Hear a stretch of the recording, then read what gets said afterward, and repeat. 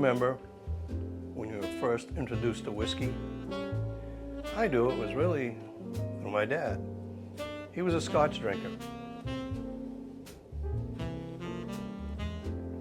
He did keep a little bit of Canadians Club around, maybe for guests, but primarily he drank Dewar's White Label, which is a blended Scotch, very popular one.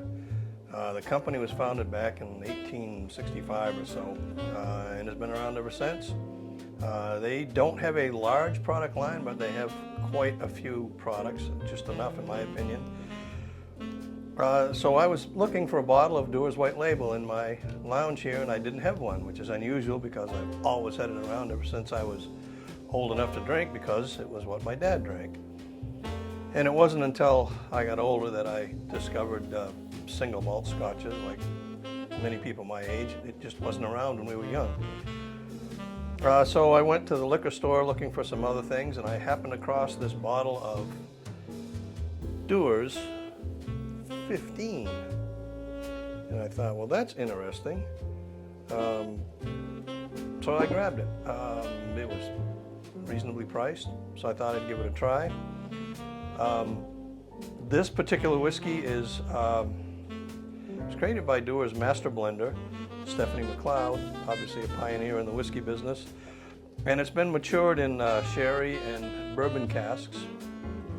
And then they take it out and blend various barrels together, obviously, because it's a blended whiskey.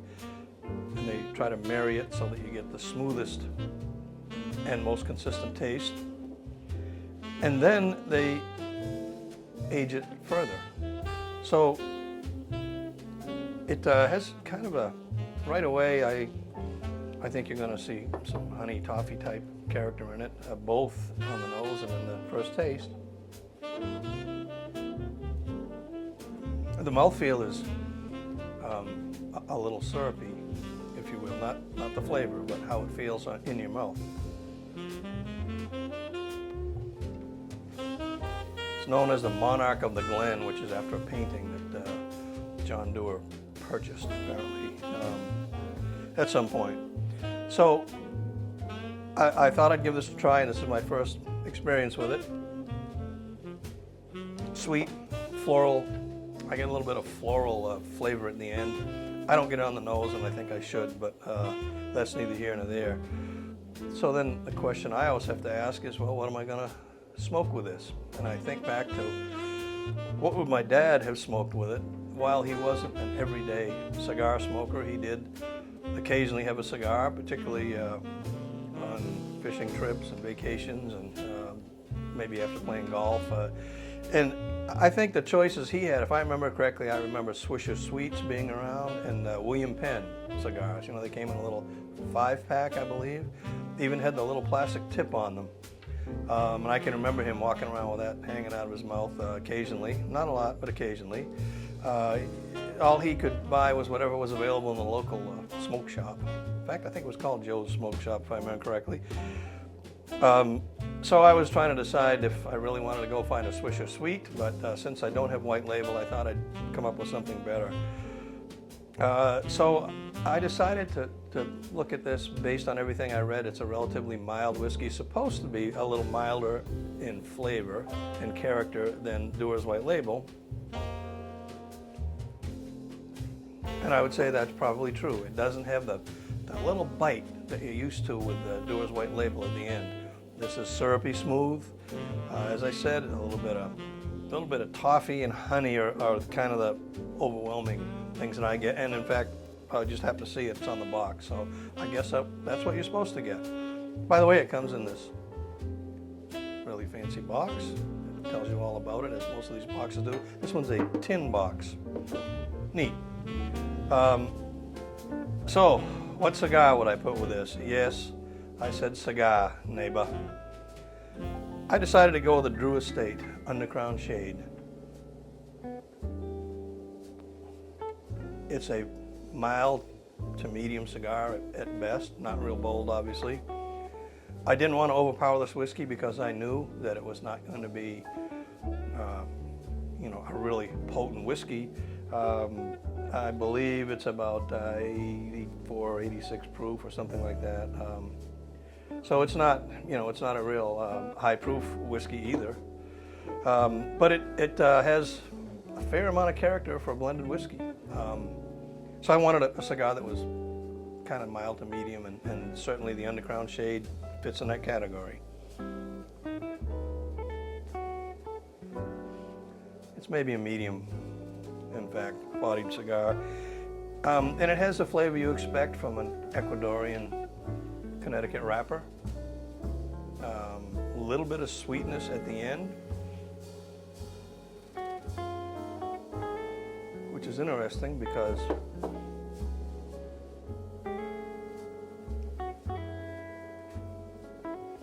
I thought I was going to get that with this whiskey, with this Scotch, a little bit of sweetness at the end. The sweetness is in the beginning and it finishes actually a little dry to my taste. Let's see what the cigar does for that.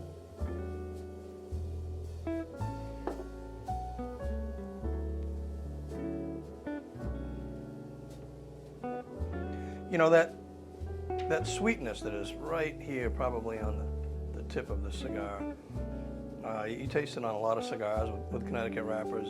It immediately takes away the slightly dry, almost bitter, just on the edge of bitter flavor that's left behind with this Dewar's 15. Interesting.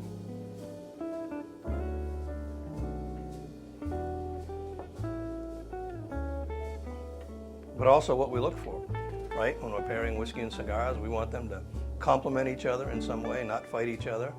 You hope that the cigar amplifies, excites, improves, enhances the character of the whiskey, and vice versa.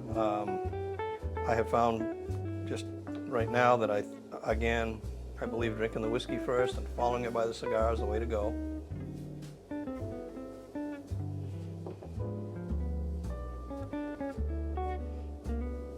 It doesn't stay long.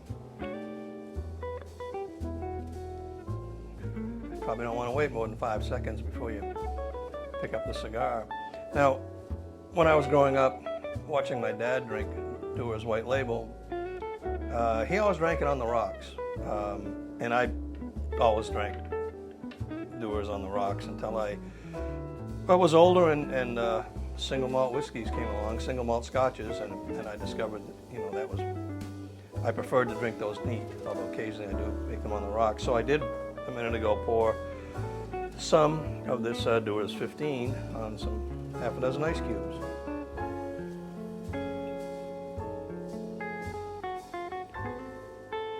I actually like that a little bit better. The ice cubes have melted a little bit, so obviously there's a little dilution going on, but it's cold. When it's cold, it does tend to dull some of the more strident characteristics of a whiskey, and that took away that little bit of bitterness at the end. This would be great, on a warm day like today.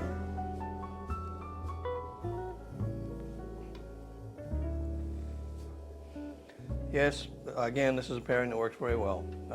I was pretty sure it would. There are a number of cigars that you could consider blending with a whiskey like this. Again, as I've said many times, with a milder whiskey, typically something with a Connecticut wrapper is going to work pretty well. The Rocky Patel Connecticut probably would be a great choice. I have another Rocky Patel Connecticut. This is the vintage 1999, I believe it is. That one, I believe, would go well with it. This is a special edition vintage 12 that really goes well with scotches, particularly Speyside and Highland scotches. So I think that would be a good choice. It actually goes well with Islay scotches as well. And there are a bunch of others. The Roma de Cuba Edition Especial is really good with those kind of scotches, and I think it would with this one as well. And even the 1876 Romeo and Julieta. This is the Nicaragua version, and surprisingly, I really like it with like Macallan and Glenlivet Scotch. So I'm guessing it would go pretty well with this as well as the Aberfeldies, which is the same company as Dewar's.